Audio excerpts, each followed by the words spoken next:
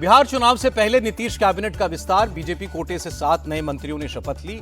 संजय सरावगी और जीवेश मिश्रा मंत्री बने। सुनील कुमार, मोतीलाल प्रसाद, राजू कुमार ने भी मंत्री पद की शपथ ली। कृष्ण कुमार मंटू और विजय कुमार मंडल भी नीतीश कैबिनेट में शामिल हुए। चुनावी साल में जातिगत समीकरण को साधने की कोशिश। एक भूमिहार, एक राजपूत मंत्री, कोयरी, कुर्मी और वैश्य जाति से भी मंत्री बने। नीतीश कैबिनेट में अब 36 मंत्री हैं। जेडीयू कोटे से कोई नया मंत्री नहीं बना है। पहले ही जेडीयू का कोटा पूरा हो चुका था। कैबिनेट विस्तार के बाद डिप्टी सीएम सम्राट चौधरी ने कहा, नीतीश कुमार के नेतृत्व में हम बिहार को आगे बढ़ाने का काम कर रहे हैं। आरएलएम के राष्ट्रीय अध्यक्ष उपेंद्र कुशवाहा ने कहा, कैबिनेट विस्तार का चुनाव से कोई लेना देना नहीं है। आरजेडी अपनी बेचैनी पर काबू रखे। मंत्री पद की शपथ लेने के बाद बोले कृष्ण कुमार मंटू, युवाओं पर भरोसा जताया गया है, बेहतर काम करके दिखाएंगे।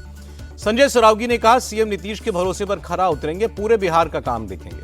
मंत्री बनाए जाने से गदगद राजू कुमार सिंह कहा, जवाबदेही की भी चिंता सता रही है। बिहार के नए मंत्रियों को बीजेपी सांसद संजय जायसवाल ने बधाई दी। कहा, 200 सीटें जीतने का लक्ष्य जरूर हासिल करेंगे। बिहार सरकार में राजस्व मंत्री दिलीप जायसवाल का इस्तीफा। पार्टी के एक व्यक्ति एक पद के सिद्धांत की वजह से मंत्री पद छोड़ा। बिहार बीजेपी चीफ बने रहेंगे।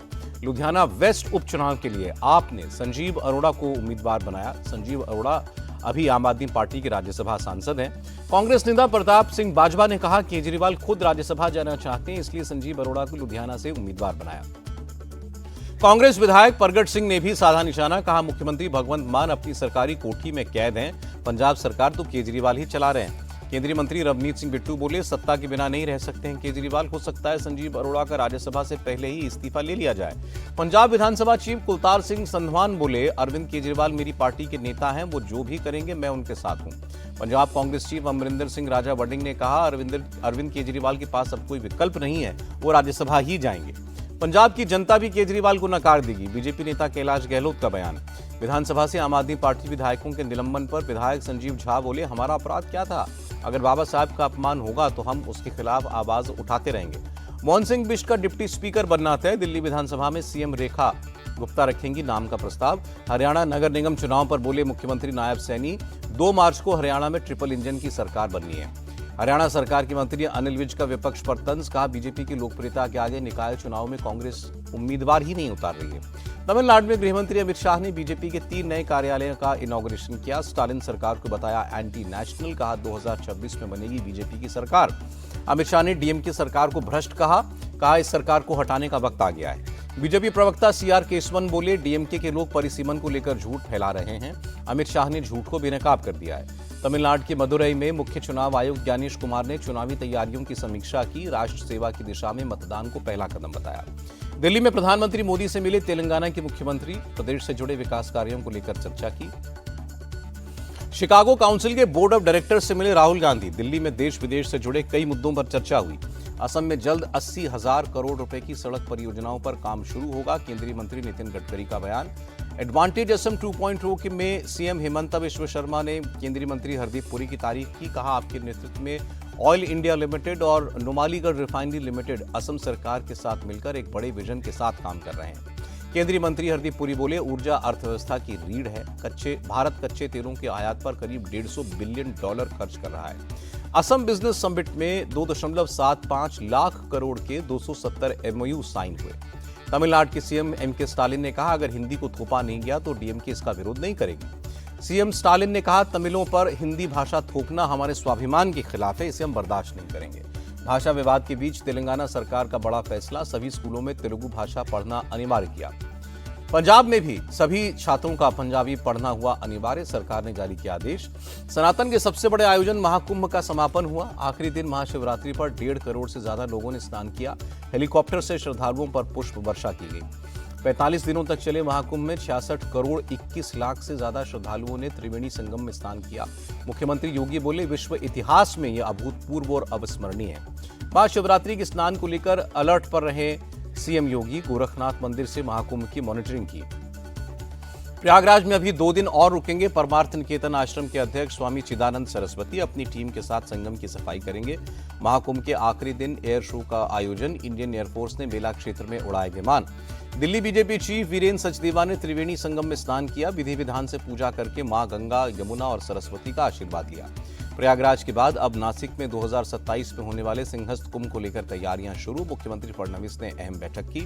बैठक के बाद महाराष्ट्र के मंत्री गिरीश महाजन बोले, नासिक कुंभ के लिए सभी तरह की कनेक्टिविटी समेत कई मुद्दों पर बात हुई। महाशिवरात्रि पर देश भर के शिव मंदिरों में भारी भीड़। काशी से उज्जैन तक श्रद्धालुओं का तांता। भगवान शिव का जलाभिषेक करने के लिए उमड़े लोग। महाशिवरात्रि पर मुख्यमंत्री योगी ने गोरखनाथ मंदिर में रुद्राभिषेक किया। प्रदेश की सुख शांति की मनोकामना की। वाराणसी में महाशिवरात्रि पर अखाड़ों से निकला जुलूस। नगा साधुओं ने दिखाए करतब। महाशिवरात्रि पर हरिद्वार में श्रद्धालुओं का जन सैलाब उमड़ा। लोगों ने गंगा में लगाई आस्था की डुबकी। बाबा महाकाल के दरबार में पहुंचे मुख्यमंत्री मोहन यादव। महाशिवरात्रि पर पत्नी के साथ किए दर्शन। देवघर में बाबा बैद्यनाथ मंदिर में शिव भक्तों का तांता लगा। महाशिवरात्रि पर श्रद्धालुओं ने दर्शन किए। लखनऊ में शिवरात्रि पर निकली शोभा यात्रा। लोगों ने बढ़ चढ़कर हिस्सा लिया। दिल्ली के गौरी शंकर मंदिर पहुंची मुख्यमंत्री रेखा गुप्ता। विधि विधान से पूजा की। संभल के कार्तिकेय महादेव मंदिर में भी उमड़े श्रद्धालु। 1978 के बाद महाशिवरात्रि पर पूजा अर्चना हुई।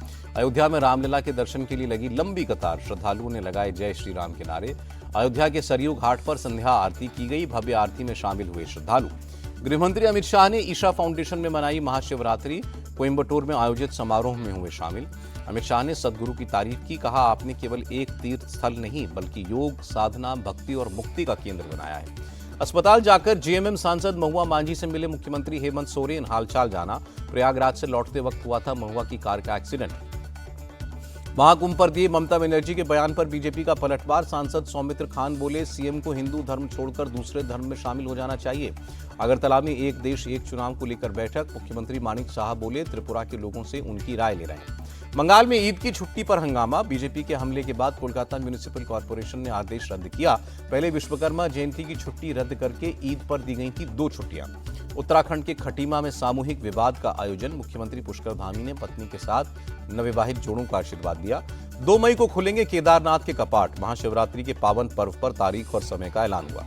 जम्मू कश्मीर के राजौरी में सेना की गाड़ी पर फायरिंग। आतंकियों ने ताबड़तोड़ बरसाई गोलियां। कई राउंड फायर करके फरार हुए आतंकी। सेना ने पूरे इलाके की घेराबंदी करके चलाया सर्च ऑपरेशन। सुंदरबनी सेक्टर में आतंकी हमले के बाद राजौरी में सुरक्षा कड़ी। हर आने जाने वाली गाड़ी की चेकिंग हो रही है। पुणे में उद्धव गुट के नेताओं का विरोध प्रदर्शन। बस में महिला से रेप की घटना पर जताया विरोध। कहा, प्रदेश की कानून व्यवस्था बेहद खराब।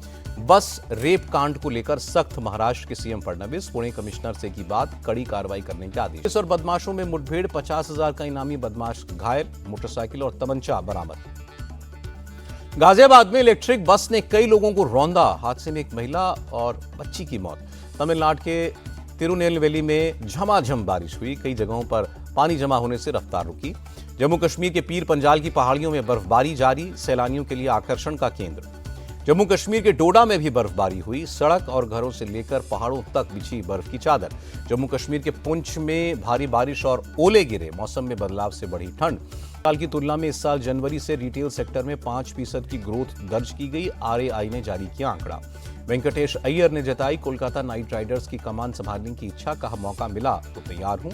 हॉकी इंडिया के अध्यक्ष दिलीप तिर्की ने भारतीय पुरुष टीम के प्रदर्शन को सराहा। विमेंस टीम की खिलाड़ी दीपिका और सविता की भी तारीफ की। दुबई में दिखा रोहित शर्मा का क्रेज। सैर के लिए निकले कप्तान को फैंस ने घेरा।